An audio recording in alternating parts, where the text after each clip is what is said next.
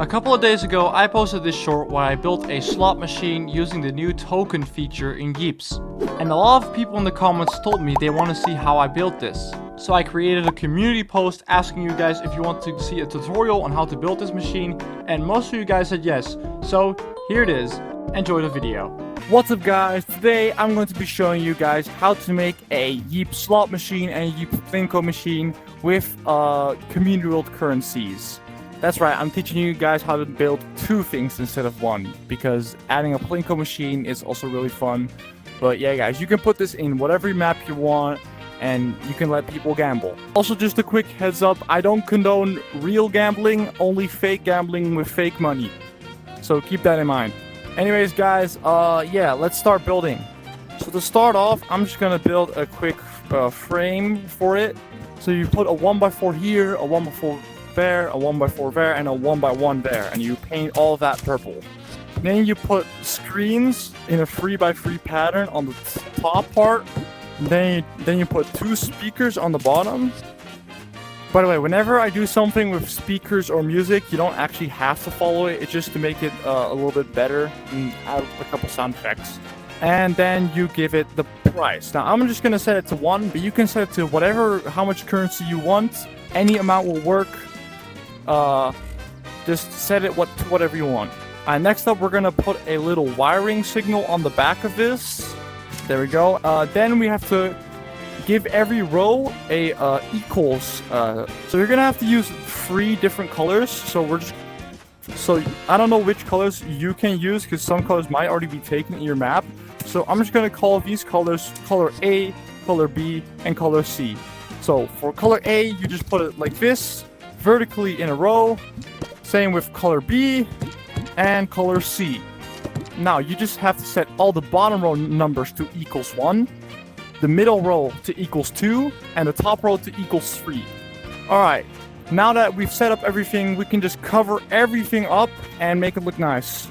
Okay, so I forgot to mention this, but you can actually replace the signal wiring with a set or a randomizer amount, and then you can set that randomizer to a random number between 1 and 5, or just a number between 1 and 5, and then the higher the number, the longer it will take to roll until it's actually finished. So I set it to a random number between 1 and 5. So yeah, now that we're done with this, it actually isn't finished because we have to still wire all the mechanics. So first off, we're going to start off with a greater than block, and then we're going to set it to our variable, which we put in here. Then if variable equals greater than 0, so just the default amount, then we're going to have to trigger it so it keeps rolling, and then eventually it stops. So what we're first going to do is actually make a wire shortener. And if you don't know what it is, it makes a very long wire into a very short wiring signal, so that it only triggers once and isn't constantly active. So how you do that is just placing a on and off switch with the red part on top, and this and the back pointing to the greater than, and 2 L wires, and then a T wire like this. And then whenever this turns on, it will only send a really short wire signal through that. Now we put an OR gate on the end of that, and 3 strut wires. It can also be T wires just facing one side, because I'm just going to use the top to play little sounds. And if you're not doing it with sound, you can just replace it with T wires that are pointing this way, and that way. Now put a T wire at the end of that, and then an AND. Put an L wire here connecting it back, and then another AND with the side inputs facing to the top. Once you got that, you put a long wire and an L wire, putting it back into the OR. Now you put the same exact thing we put here, a greater than 0, on top of here, and on here we put an equals 0. This basically makes it, if the counter is still higher than 0, it keeps rolling, but if it gets decreased, we put it to the next phase. Now hold on, I did actually forget about something, so let's swap this L wire with this T wire and put the AND over here instead, and then change this into another T wire. Alright, now we're going to actually put the purple variable right here with the blue connecting to the wire. Then we finally start giving it the ability to roll.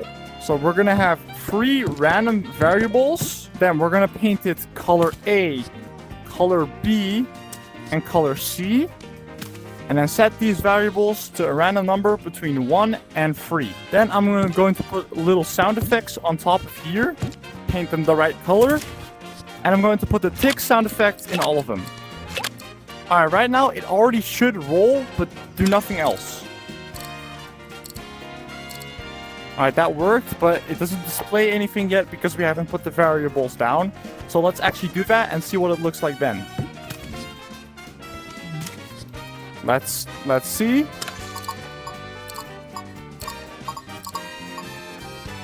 And it works. And as you can see, 3, 2, 3 matches 3, 2, 3. 1, 2, 3, 1, 2, 3. Works perfectly fine. Alright, after the rolling, we have to make it so it actually can give a reward if the right condition is met. Which in this case, I'm going to make it the condition that all of these should be the same. Which means, because if they're all the same, it makes a perfect horizontal line between all the lights. And I want that to be the winning cube. So when we go back to here, we should have our ands and then the sides facing that way. And then we put 2 of them on top of each other. And then we connect the ending wire with them with 1 T wire and 1 L wire. Okay, just a quick comment from me editing the video. I did make a mistake right here. You actually have to put 2 small weighting things between the next wiring part. So make sure you do that, or because I had to zone copy like most of the wiring 2 blocks over to be able to fit this. But yeah, just put these in between and you should be fine. After we did that, we connect a knot to the bottom. Then a regular short wire here. And then we're going to connect these 2 with an L and another T. So now we're going to place an OR onto that. And then on the side, place another OR into it. Then with every OR, we're going to connect 2 ANDs into it. Like this. You can check for each AND if it has 2 holes on the side and 1 on the top. Now for each hole in the AND, we're going to plug an equals color into that with color A, B, and C. And then have them equals the same number. So for this one, I'm going to set all of them to 1. For this one, I'm going to set all of them to 2. And for this one, I'm going to set all of them to 3. Now this whole chunk of wiring is basically saying if the variables say 1, 1, 1, 2, 2, 2, or 3, 3, 3, it will make this turn on, which will cause it to win. Now right here, we have our not win, because we have a not connected in it, and we have a do win. So we're going to have to wire this to set it so it actually gives you a prize and yeah, makes a happy sound. So right here, I'm adding an add token signal, making the team purple. And for adding tokens, if you're adding a prize with tokens, if you want to make it completely fair, you need to multiply whatever you set the price to 9, since there's a 1 in 9 chance of winning, I think. If you want to make it a little bit more rigged, put it lower than times 9, and if you want to make it so it's actually in the player's favor, you can put it above 9. So I'm going to make it a little bit rigged and put it on times 8 instead, which means 1 times 8 equals 8, and I'm going to set the winning price to 8, which means you should have set this to 8. Now I just plug a little sound thing on the side, and then I want to put in the cast register sound effect. Now for the losing point, which is on the bottom, we just simply put a sound effect for losing. I want to put a wah-wah inside of it. So here's the part where I kind of realized I messed up and I had to copy and paste most of the wiring 2 blocks to the side. And I had to put 2 short impulse delays between them. Just make sure you also have this and it should work perfectly fine. Alright, now let's test it out and see if it actually works perfectly fine or not. Nope, that's not a win. Nope.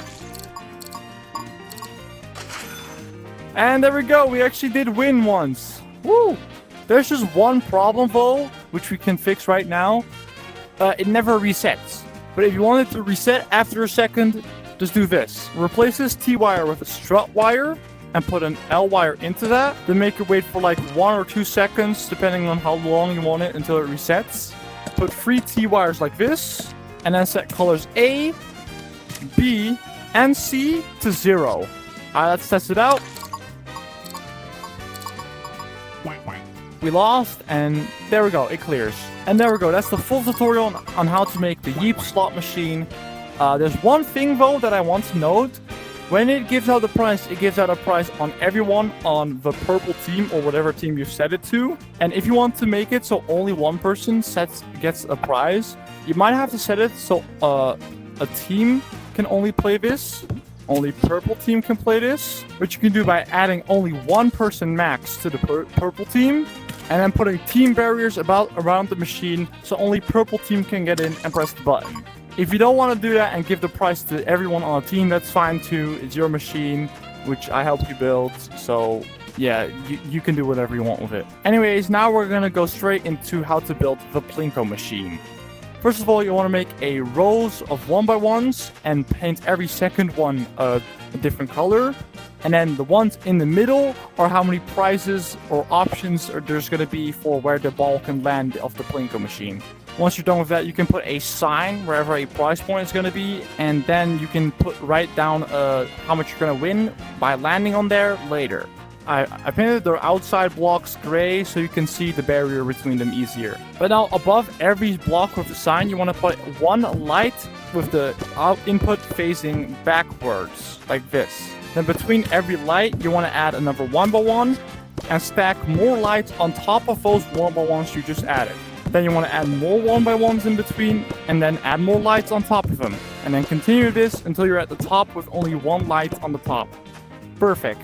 Now for every gray block, we're going to put a randomizer on the back of it until it looks like this. Now for every light, you want to put a steering wire on the back of it. Except for the top where we're going to put a T-wire and then a wire going down. Now on top of here, we're going to make another wire shortener facing to the side or the back, doesn't really matter. As long as you connect these two to it, your T-wire, and then a wireless receiver, which is for a button, which we're going to make right now. So here again, we're going to make our payment button. I'm going to actually set this one to 5. Now, if you press this button, you can see that a Plinko ball that flickers slowly falls down and then picks one on the bottom. If you wanted the light to show up a little longer, you can do the following. Increase the length of the wire between this and this. So this one is going to get a little thing added, and then I'm going to put another wire here. I still think it should be a little bit longer, so I'm actually going to increase it even more.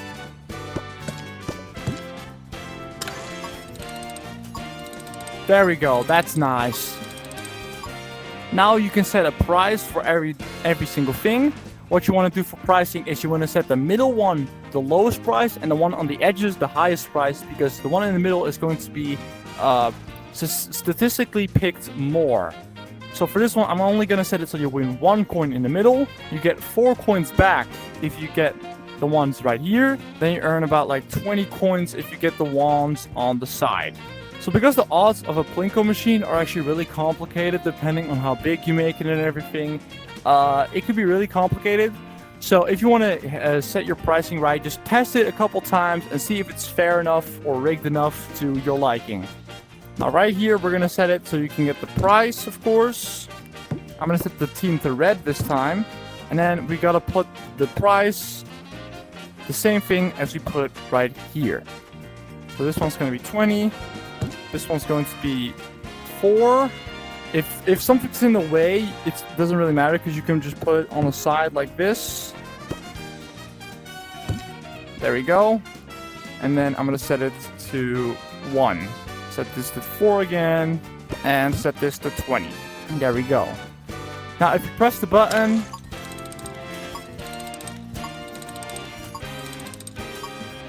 you can get a price. So right now, I spent 5 coins, and I'm getting only 1 back. Come on, let me get it. Let me hit the jackpot. Yo, let's go! As you probably noticed, I added no sound effects to this one.